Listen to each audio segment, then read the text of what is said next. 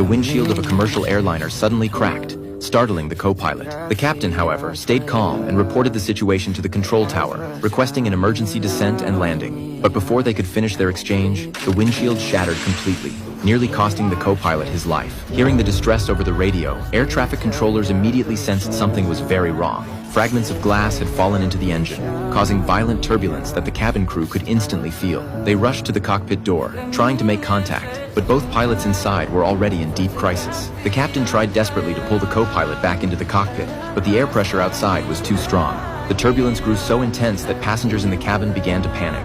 The captain quickly regained his composure and stabilized the plane. Unaware that this maneuver would cause a sudden loss of cabin pressure, crew members who weren't buckled in lost their balance and fell to the floor. Oxygen masks dropped down from above, and passengers quickly put them on. The control tower kept calling Flight 8633, but there was no response. The aircraft had already lost contact and drifted into military-controlled airspace. The Air Force Command Center detected the situation immediately, but, unsure of what was happening, decided to monitor for the moment. Determined to save his co-pilot, the captain made a bold move. He initiated a rapid descent at nearly 2,943 meters per minute. Just as the plane was about to crash into a mountain, he reacted in time, using the plane's momentum during a climb to pull the co-pilot back to safety.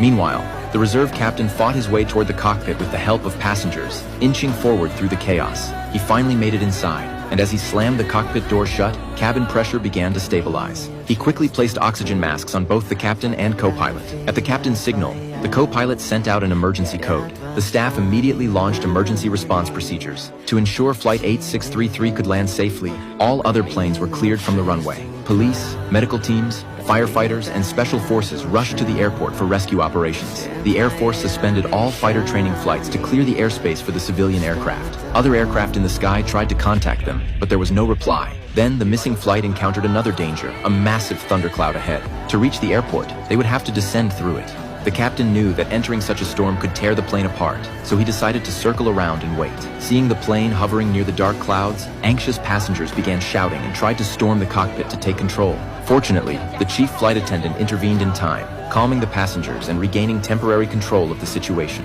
Due to a long lack of oxygen, the captain's eyes began to lose focus, but at that moment, he started to hallucinate. He saw his family and the passengers in the cabin.